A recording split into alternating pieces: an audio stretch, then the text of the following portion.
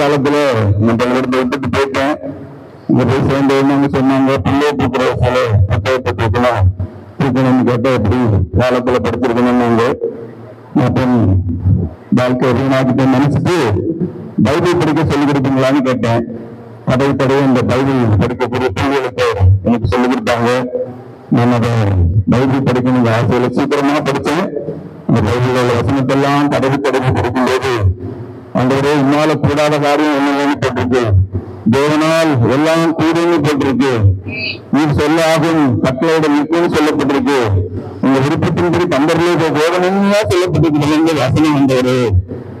நான் படிக்க காலத்தை வீணாகிட்டேனே, ரொம்ப கண்ணீரோடு இருந்தேன், ஜபித்த நேரம் எல்லாம் இருந்தேன். அப்பதான் அந்த பள்ளிக்கூடத்துல பிரின்சிபால் மாறிட்டாங்க. யாரும் நம்ப மாட்டாங்க, ஓஹோ எங்களுக்காக பிரின்சிபால மாத்துறாங்களாங்க அப்படின்னாங்க. இது வரலாறு உண்மை. கன்னியாகுமரி டைசிஸ்ல இங்க ஸ்பர்ஜன் மிஸ்ஸஸ் ஸ்பர்ஜன் இருந்தாங்க, பிரின்சிபால் மாதிரி வில்சன் ஒரு சார் இருந்தாங்க. அப்ப அவரு என்ன கேட்டாரு, நீங்க பள்ளிக்கூடத்துல சேர்ந்து படிக்கிறீங்களாமா? சரி, முந்தி இருந்த பிரின்சிபால் படிக்க விட மாட்டேன்னு சொல்லிட்டாங்க, வயசாயிடுச்சு அப்படின்னு சொல்லிட்டாங்க. இல்ல நீங்க எப்பவும் புத்தகம் கையுமா இருக்கீங்க, ஏதாவது பள்ளிக்கூடத்துல படிச்சீங்களான்னு கேட்டாரு. நான் சொன்னேன், கண்டிருந்த பள்ளிக்கூடத்துல 8வது வரைக்கும் படித்தாங்க. அந்த சர்டிபிகேட்டுக்கு வீட்டு விட்டுட்டு நாங்க ஒரு 8வது சேர்த்து விட்டுருவேன்னு சொன்னாரு. அப்ப இவங்க 14 வாலிப பையனா இருந்தாங்க, அந்த பொம்பளை பிள்ளைகள் நிறைய இருந்தாங்க. அதனால 7ஆம் வகுப்புலதான் ஆம்பளை பசங்க நிறைய ஒரே ஒரு பொம்பளை பிள்ளை இருந்துச்சு. நான் 7வது சாமின்னு அதுலயும் ஒரு வருஷத்தை வீணாக்கிட்டேன்.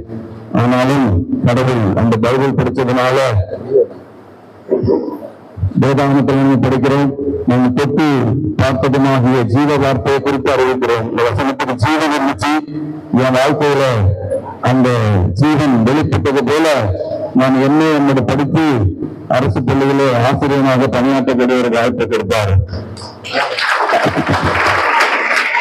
அதனால இந்த ஒரு மிஷினரி பள்ளிக்கூடம்னு சார் சொன்னாங்க இல்லையா, ஒரு மிஷினரி சொன்னாங்க வந்து இந்த பள்ளிக்கூடத்துல நீங்க நல்லா வரும்போது நீங்களும் இது மாதிரி செய்யணும். நாங்க உங்களுக்கு இந்த தாராளத்துல இருந்து பணம் உதவி செய்யல, பெருமன்ல இருந்து நாங்க இந்த ஏதாவது ஒரு தேவையை நிறுத்திதான் எங்களுக்கு செய்யறோம் அப்படின்னாங்க.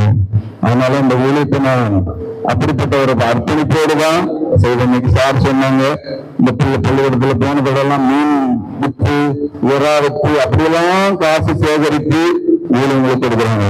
நானும் ஆரம்ப காலத்துல கடலை மிட்டாய் விற்று, அப்புறம் பெப்பர் நல்ல மிளகு வாங்கி வச்சு, தீத்தூள் விற்று, கருங்கல் ஜல்லி உடைச்சு, அப்புறம் இந்த நிலக்கடலை உடைச்சு கொடுத்தா அப்புறம் ஆள்லாம் கொடுப்பாங்க ஊர்ல. அப்படி கடல் எல்லாம் உடைச்சு கொடுத்து அப்படியெல்லாம் இந்த ஊழியத்தை நான் அர்ப்பணிப்போடு செய்தேன். ரோசனை அரிசி தான் சாப்பிட்டேன். நான் இந்த ஹாஸ்பிட்டல்ல திரும்பின காலத்துல இந்த வீட்டுல இருந்து வரவங்க எல்லாம் சொல்லுவாங்க, நீ வாத்தியார வேலை பாக்குற, உனக்கு ஒரு ஓக்கரிசி செய்து தரட்டாங்களா அப்படின்னாங்க. ஆனா அந்த பிள்ளைகளுக்கும் எங்களுக்கும் ஒரே சாப்பாடு தாங்க. ஏன்னா எங்களுக்கு குழந்தைகள் பிறக்கல, 9 வருஷமா நாங்க காத்திருந்தோம். கவர்மெண்ட்லாம் குழந்தை பிறந்த பிறந்த ஹாஸ்டல் நடத்தலாம்னு நினைச்சோம், குழந்தை பிறந்துச்சு. அப்படி தொடங்கப்பட்ட ஹாஸ்டல் தான். அதனால இன்னைக்கு வரைக்கும் எங்களுக்கு வேற சாப்பாடு, அந்த பிள்ளைகளுக்கு வேற சாப்பாடே கிடையாது. இப்ப அப்படி சாப்பிடக்கூடிய ஒரு சூழல்ல சமையல் செய்யறோம்னா எனக்கு செய்ய முடியாது சார், இந்த ஊழியத்துக்காரங்களுக்கு வெளியே வாங்கி கொடுத்துருங்க அப்படின்னு சொன்னாங்க. நான் சொன்னேன், அப்படின்னா நாங்க எல்லாத்தையும் சேர்ந்து வெளியே சாப்பிட்டுக்கிறோம்னா சமையலாமா நீங்களும் உங்க வீட்டுக்காரங்க நீங்க சமைச்சு சாப்பிட்டுடுங்க. அப்படி எப்படி சார் எங்க வீட்டுல இருந்துட்டு நாங்க சாப்பிடுறது, இது இப்படிதான் அப்படின்னு சொல்லி அந்த அம்மா வீட்டை விட்டு அனுப்பிட்டோம். அதனால அந்த அம்மா சமைச்சு தரமாட்டேங்குச்சு, வீட்டை விட்டு அனுப்பிட்டோம். இப்படி எல்லாம் பல காரியங்கள் உண்டு. அது என்னுடைய நோக்கம், இந்த பார்வை இல்லாதவர்கள் வாழ்வு பெறணும். அவங்களுக்கு கடலை மிட்டாய் எப்பவுமே அவங்களுக்கு இலவசமா கொடுக்க கூடாது.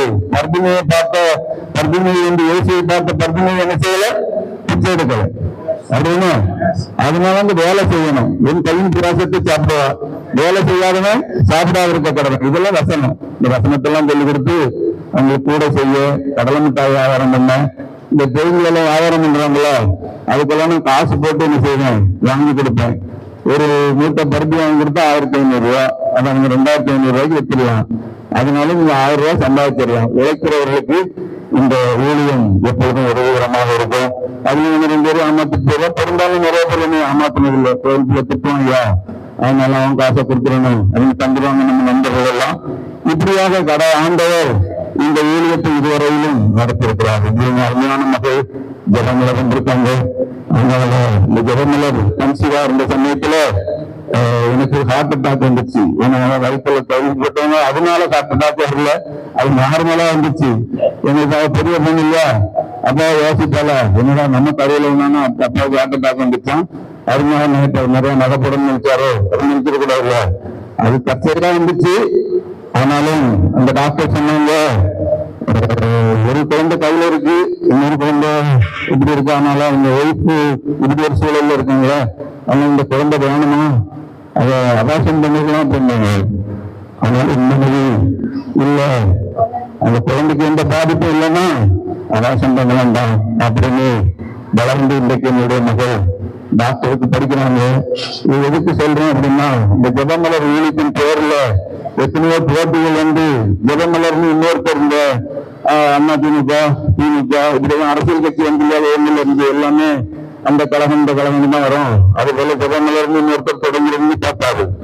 ஆனா ஆண்டவர் அதை உடலை இருப்பவனும் பிறப்பதற்கு முன்பதாகவே பேரிடப்பட்டிருக்கிறாங்க. ஜெபமலர்களையும் ஸ்தாபிக்கப்பட்டவர்களையும் இந்த பார்வையத்தோருடைய நோக்கங்களுக்காக இன்னைக்கு சார் சொன்ன இந்த மிஷினரி ஒரு சாதன ஊழியர்னு சொன்னாங்க பார்த்தீங்களா, அந்த அர்ப்பணிப்போடு இந்த ஊழியம் இன்னைக்கு நடந்து கொண்டிருக்கிறது.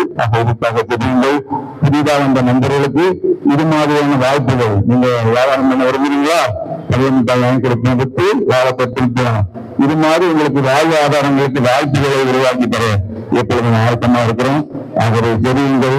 அருமையான இந்த நல்ல விழாவை ஏற்படுத்துகின்ற இந்த அருமையான ஜெகதாஸ் சாருக்கு நன்றியை தெரிவித்துக் கொள்கிறேன். செய்திக்கு நான் வாழ்த்து நன்றி.